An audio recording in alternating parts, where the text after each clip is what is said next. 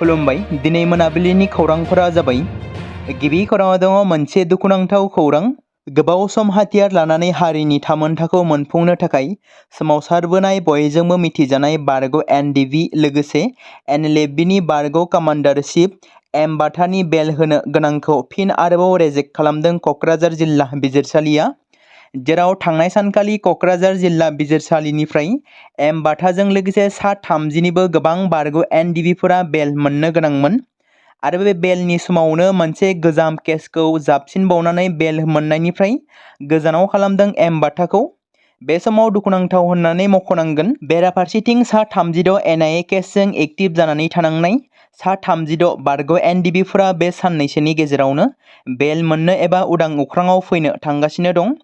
M बाथानि बेल reject खालामनायखौ लानानै एनएलएफबि आफादा गोथौयै दुखु मोननाय फोरमायदों। लोगोसे बिथांखौ थाबैनो उदां अख्राङाव लाबोनांगौनि थाखाय भारत सोरखार, आसाम सोरखार आरो बिटिआर सोरखारनिसिम खावलायहरदों खौरांगिरिनि गेजेरजों एनएलएफबिनि मासिगिरि आइबि बुंथिगोरा बिथाङा। नैथि खौराङाव दङ बावैसो सान सिगाङाव बिटिआर सोरखारजों खुंजानाय फरेस्टार 1 आरो फरेस्ट गार्डनि फिजिकेल फिटनेस टेस्टनि फिथाइखौ फोसावबाय। जाय बिथांमोना एबा बिजाथिफोरा फिजिकेल टेस्टआव उथ्रिसारनो हादों बिथांमोननि बाइबा टेस्ट एबा बाइबा आनजादा फैगौ 22 आरो 23 जुलाइ खालि क'क्राझार साइन्स फरायसालिमायाव खुंफुंजासिगोन। जाय लाइमोनफोर एबा बिजाथिफोरा फोसावजानाय फरेस्टार 1 आरो फरेस्ट गार्डनि फिजिकेल फिटनेस टेस्टआव पास खालामनो हादों बिथांमोना जाहाथे फैगौ 22 आरो 23 जुलाइ खालाराव बाइबा आनजादखौ मोजाङै होनानै उथ्रिसारनो हायो। बयनिसिमबो बेस्ट अफ लाक जासिहरनाय थाबाय। थामथि खौराङाव दङ रायजोनि दाब दाब जायगायाव आयेननि बेरेखा हाबा मावग्रा जेरै ड्राग्सनि फालांगिरि, दंफांनि फालांगिरि आरो बायदि बायदि आयेननि बेरेखा हाबा मावग्राफोरनि हेंथायै आसाम पुलिसआ गोबां समफोरावनो अपारेशन खालामनायनि गेजेरजों आयेन बेरेखा खामानि मावग्राफोरखौ हमनानै आयेन बादियै साजा होबोदों आरो गोबां ड्राग्स आरो बेरेखा हाबानि बेसादफोरखौबो जब्द खालामबोदों। नाथाय थेवब्लाबो खायसे दुथां सुबुंफ्रा बेफोरबादि खामानि मावनायनिफ्राय गोजान जानानै थायाखै। बेबादिनो चिरां जिल्लानि बिजनी आनन्द बाजाराव आयेन बेरेखायै आखाइजों बानायनाय हाथियारजों लोगोसे सासे सुबुंखौ हमनो मोन्दों। खौरां मोननाय बादिब्ला पुलिस आरो एसएसबिनि गोख्रों सिग्रोमनायनि गेजेरजों सुजित दास मुंनि न'निफ्राय गंसे हाथियार आरो गं 41 जौ बेलाथिनि बथलफोर बोखांनो हायो।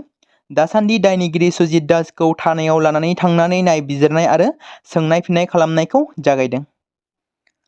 ब्रैथि खौराङाव दङ गुबुन गुबुन बियाब मावखुलि दाफुंनाय बादिनो एपिबि हान्जाया अदालगुरि जिल्लायावबो थांनाय सानखालि एपिबिनि मावखुलि बेखेवबाय। मैया एपिबिनि मावखुलिखौ दोलोनि खान्थि बादियै एपिबि बानजाय आफादनि आफादगिरि तिरांता बसुमतारी बिथाङा बेखेवनानै होयो। मावखुलि बेखेवनाय हाबाफारियाव एपिबिनि गोथार फिरफिला बिरहोयो जिल्ला आफादनि आफादगिरि हुनुक दैमारी बिथाङा। बेखेवनाय हाबाफारि बादियै गिबियाव गोथार फिरफिला बिरहोखांनायनि उनाव मावखुलिखौ बेखेवो। एपिबि थामहिनबा मिरु एपिबिनि बानजाय आफादनि आफादगिरि तिरांता बसुमतारीया हाबाफारियाव बाहागो लादोंमोन। जिल्ला एपिबिनि नेहाथारि क्रिस्टफार दैमारी, मिरु एपिबिनि बिबानगिरि सतीश गयारी, जिल्ला आइजो गांखंनि आफादगिरि हिमानी नार्जारी बिथांमोना। मख'नो गोनांदि गोदानै जोनोम मोननाय डक्टर अनजालि दैमारीनि दैदेननायाव दाजानाय अल्टारनेटिभ पार्टी बड'लेण्डआबो गुबुन गुबुन दोलोआ साखाफारा जानाय बायदिनो बिटिसि बिसायख'थिनि थाखाय गोख्रों साखाफारा जादों एपिबि दोलोआ। मोनसे दुखुनांथाव खौरां हादोराव नक्सालिफोरनि बेरेखायै गोबां समफोरावनो गोख्रोङै भारतारि रौनियानि अपारेशन खालामनाया जाबोबाय थादों आरो गोबां नक्सालिफोरखौबो इनकाउन्टार खालामबोनो हादों। बेनि गेजेराव भारतारि रौनियाफोराबो गोबां समफोरावनो जिउ खोमानांनो गोनां जाबोदों। बेबादिनो झारखंडनि बोकारो हाग्रा ओनसोलाव सिआरपिएफआ अपारेशन खालामबाय थानाय समाव एन्टि नक्सल अपारेशन खालामनायाव सासे भारतारि सिआरपिएफनि जिउ खहा जायो। मिथिनो मोननाय जादोंदि बिटिसिनि क'क्राझार जिल्लानिनो थागिबि सिआरपिएफ जवान प्राणेश्वर क'सआ जिउ गोमायो। सिआरपिएफनि 209 कब्रा इउनिटनि सोद्रोमा क'क्राझार मागुरमारिनि थागिबि प्राणेश्वर क'सआ नक्सालिफोरनि बेरेखा अपारेशननि समाव दिनै फुंबिलिनि समाव नक्सालिफोरनि गुलियाव जिउ गोमायो, जेराव सानै नक्सालियाबो जिउ गोमानाय खौरां मोननाय जादों। 134थि दुरान्ड कापनि ट्रफी दिन्थिफुंनायखौ मैया क'क्राझार जिल्लायावबो खालामदों। बोहैथि दाननि 27 जुलाइ खालारनिफ्राय क'क्राझारनि साइ स्टेडियामाव खुंजानो गोनां 134थि दुरान्ड काप जोलुर बादायलायनायनि ट्रफी दिन्थिफुंनायखौ मैया क'क्राझार जिल्लायावबो मावफुंनाय जायो। क'क्राझारनि चान्दामारियाव थानाय बड'फा कालचारेल कमप्लेक्सआव मैया सानजौफु समाव मोनसे मेहेरगोनां हाबाफारिनि गेजेरजों ट्रफी दिन्थिफुंनायखौ लानाय जायो। बिटिआरनि मोनब्रै जिल्ला फारियै उदालगुरि, तामुलपुर, बाक्सा आरो चिरां जिल्लायाव ट्रफी दिन्थिफुंनायनि उनाव मैया क'क्राझारनि कालचारेल कमप्लेक्सआवबो मावफुंनाय जायो। मैयानि जालांनाय बे मेहेरगोनां हाबाफारियावनो रायजोनि गेलेमु आरो लाइमोन अनसाय बिफाननि मन्थ्रि नन्दिता गार्लसेआ बाहागो लानानै ट्रफी दिन्थिफुंनायखौ बेखेवो।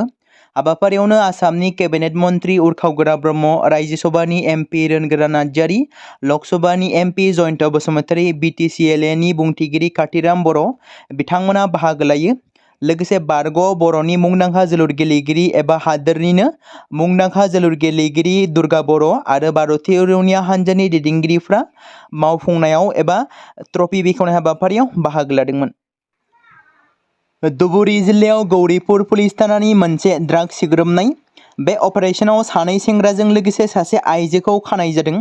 बुधबारनि मोनायाव गौरीपुर पुलिस थानानि बिबानगिरि चिरन्जीब लाहरनि दैदेननायाव दामपुर नैथि सेक्टरनि गामियाव जेलेखा खातुन मुंनि सासे आइजोनि न'आव मोनसे स्रोद सुलुंनि बिथाखौ संदाननानै खौरांनि सायाव बिथा खालामनानै मोनसे सिग्रोमनाय हाबाफारि लादोंमोन आरो बे अपारेशन खालामनायाव 45.82 ग्राम ब्राउन सुगार, गंथाम मबाइल फन आरो नोगोद 13,400 रां जब्द खालामनाय जाथाया सोराङाव फैदों। गौरीपुर पुलिसा जेलेखा खातुनजों लोगोसे रेज्जाक आली आरो शहदत आली मुंनि सानै गुबुन सेंग्राफोरखौबो खानाय जादोंमोन। अजदनि बायदिब्ला जेलेखा खातुना गोबाव समनिफ्रायनो आयेन बेरेखा फेग्रा मुवा फानगासिनो दंमोन। पुलिसा आथिखालाव आइजो आरो सानै सेंग्राखौ बांसिन खौरां मिथिबावनो थाखाय पुलिस थानायाव लानानै थाङो आरो बिसोरनि सायाव नायबिजिरनायखौ जागायदों।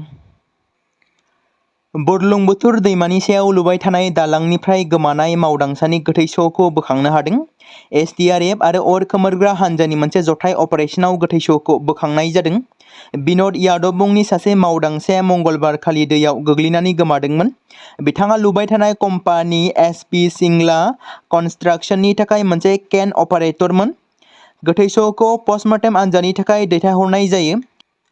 भारतारि कंग्रेस आफादनि आफादगिरि गागि कंग्रेस दैदेनगिरि मल्लिकार्जुन खड़गे, लकसभायाव बेरेखा हान्जानि दैदेनगिरि राहुल गान्धी आरो पार्टीनि हादोरारि गाहाय नेहाथारि के.सी. वेणुगपाल बिथांमोना गुवाहाटीआव सफैनो हाबाय।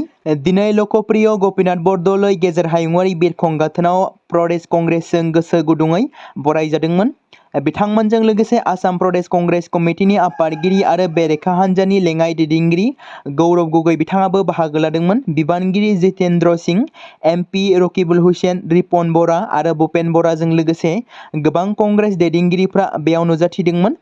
कंग्रेस मावथिफोरखौ साथाम दैदेनगिरिफोरजों लोगोसे थानो थाखाय जोबोद गोसो गुदुं नुनो मोननाय जादोंमोन।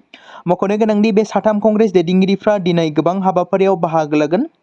गिबियाव हटेल किरणश्रीयाव थांगोन, जेराव बिथांमोना गोदानै थिसनजानाय कंग्रेस दैदेनगिरिफोरजों मोनसे गोनां सावरायगोन, जेराव फैगौ 2026 मायथाइनि आयेन आफादनि बिसायख'थिनि सायाव माबादि थियारि जानानै दं कंग्रेस दोलोआ बेनि सायाव गुवारै सावरायगोन। बे समाव मोनसे गोनां फोसावथाय। बर' सावथुन नायनानै मोजां मोनग्रा गासै बर' रायजो राजाफोरनि गेजेराव लानानै फैदों मोनसे बर'नि OTT प्लेटफर्म गोनां, जाय प्लेटफर्मनि गेजेरजों नोंथांमोना बर'नि गोदान गोजाम सावथुनफोरखौ नुनो मोनगोन। थांनाय माखासे बोसोर सिगां बर'नि गेजेराव लानानै फैनाय निउबो एप बायदिनो फिन आरोबाव लानानै फैदों बर' रायजो राजाफोरनि थाखाय। बे बाथ्राखौ मख'नाया गोनांदि 2025 मायथाइनि जानुवारि दानाव ओंखारनाय आंगो स्ट्रिम मुंनि मोनसे OTT प्लेटफर्म गोनां निउबो एपनि गेजेरजों नोंथांमोना गोबांथार बर'नि सावथुनफोर जेरै ट्रेजेडि, रमान्टिक, एक्शन आरो कमेडिजों बुंफबनाय सावथुनफोरखौ नुनो मोनगोन। जेरै सनानि नखर, थांखि गैयै समाज, अनसुला आफा, हिर', बिमा बायदि बाजै, अर, थैसाम, वान्टेड, संदान आरो रं नाम्बार बायदि सावथुनफोरा मख'जाथाव। बेफोर सावथुनफोरखौ नायनो थाखाय नोंथांमोना गिबियावनो आंगो स्ट्रिम एपखौ गाव गावनि मबाइलाव थानाय प्ले स्ट'रनिफ्राय डाउनल'ड खालामनानै लोगोसे इनस्टल खालामनानै गावनि मबाइल नाम्बारजों लग इन खालामनानै लाग्रोनांगोन।